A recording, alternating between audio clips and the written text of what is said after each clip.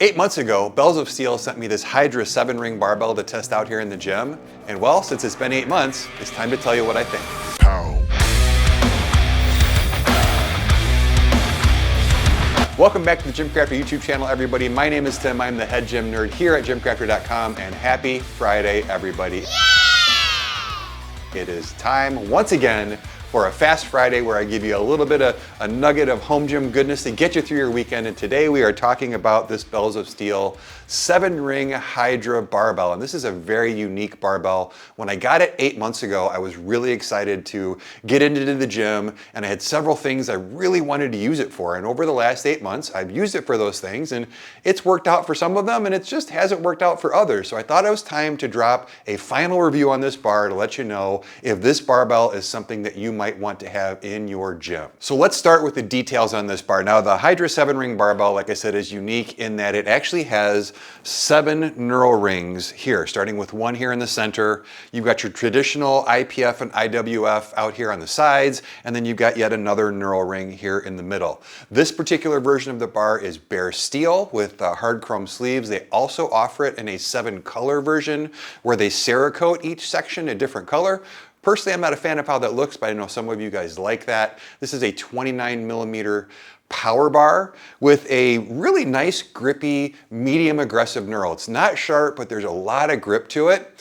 And overall, pretty nicely built bar. It's got very wide shoulders on the sleeves. This has seen quite a bit of use in the last 8 months. It's held up really, really well. And let's address the first question I know a lot of you guys have. I'm here in Illinois. It is July, late July when I'm filming this. It's gonna be 95 outside today. There's a ton of humidity. We are in corn sweat season, so look that up for some fun. But basically what I'm trying to tell you is I don't live in a dry, arid climate. And in 8 months, I made it intentionally, did not maintenance this bar at all. All I did was if there was chalk used, I made sure to use a barbell rescue brush and brush off the chalk. That's the only thing I did. I didn't put oil on it. I didn't do anything else. And if we didn't use chalk, I didn't touch it. I didn't wipe it down or anything. So there's plenty of oil and everything. And there is not a bit of rust on this thing. So while bare steel barbells will rust over time, and they're the least corrosion resistant barbell out there, I would tell you that if you're concerned about getting this and you live anywhere except for maybe the coasts, once you put salt water in the air, you do risk corrosion pretty quickly. Those of you who live in that climate know what I'm talking about.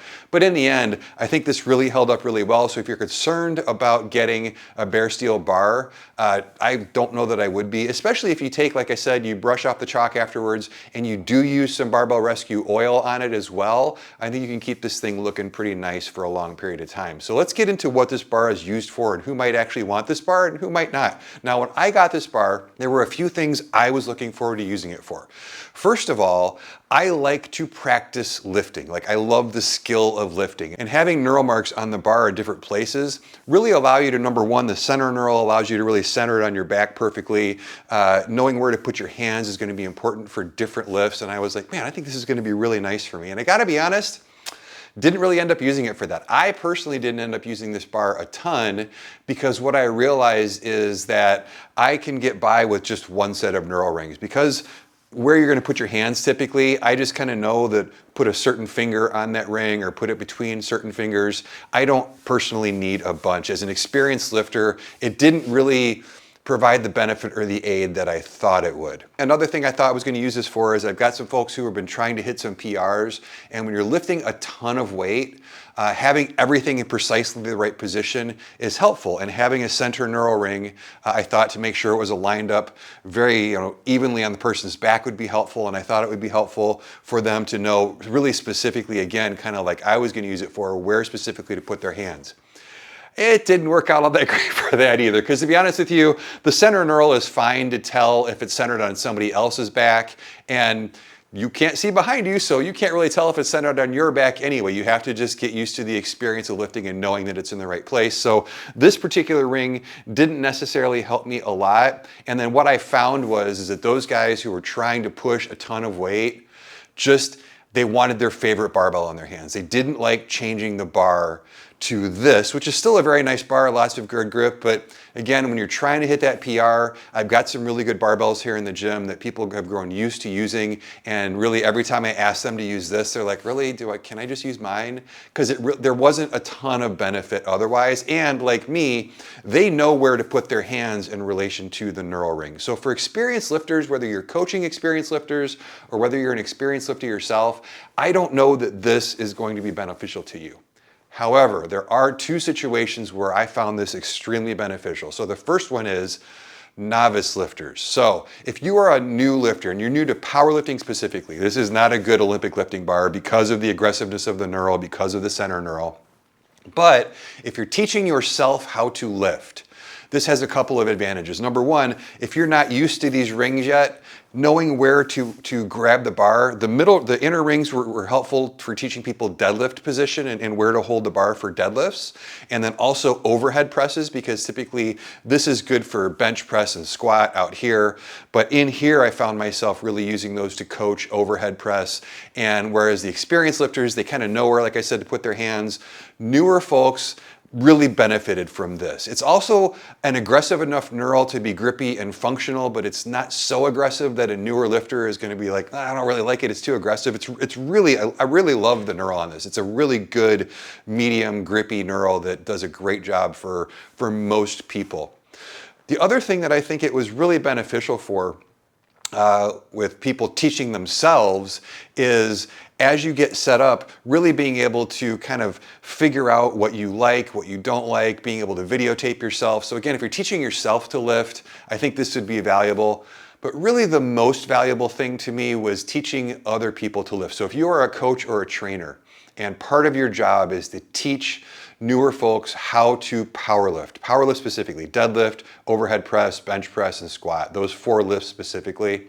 A little bit rowing, but I don't know that you really need it for bent over rows. But anyway, this bar is really useful. So number one, it does allow you to make notes across a range of people of where their hands should be, because newer folks, week to week or day to day, don't come back and remember where to put their hands. An experienced lifter will. But those folks don't remember, and as a coach, you're probably coaching more than one person. So being able to kind of make a note of where each person's hands are in relation to these 3 rings, I found really, really useful.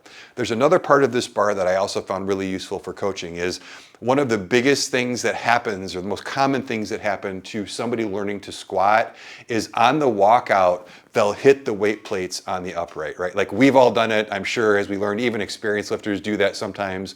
And learning to walk straight out and back without hitting the plates is important. But as you're teaching a newer lifter, if you can take that distraction away from them, then it makes it easier to coach them on the rest of the stuff. And these nice wide shoulders on the side out here, really, they move the plates out about an inch further on either side than you would see on a traditional barbell. And I found that really useful for the newer folks who were learning to walk out with a squat and not bang the plates on the side of on the uprights. Because it's hard enough when you're putting a decent amount of weight on the back of a new person to then add the distraction of something hitting the bar. So again, if you are a coach or a trainer and you are teaching people how to power lift, and you're teaching people how to squat, you're teaching people how to deadlift, this is a really good tool. In fact, this is a good enough tool to where if I was coaching or training at a central gym, I would actually ask them to keep this on location for me. Or if I was going to people's homes and you're doing in-home training, this is a valuable enough tool for me for those specific reasons that I would actually want to bring this with me. And this is the bar that I would start people on and that I would teach people with.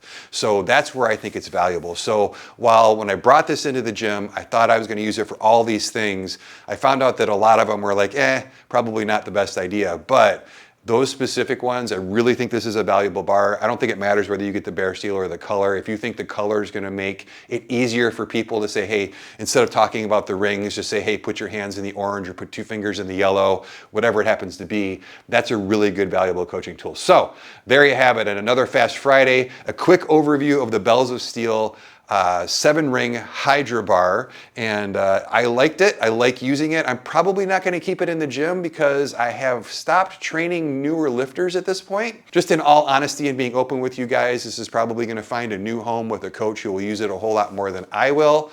However, like I said, if you are that coach, I do think it's valuable for you. So hopefully that helps. Like I said, give you a nice little nugget of home gym goodness to last you through the weekend. I appreciate you tuning into all these videos. Thanks for spending part of your Friday with me, and go out and have a great weekend. Until next time, I'm Tim with GymCrafter.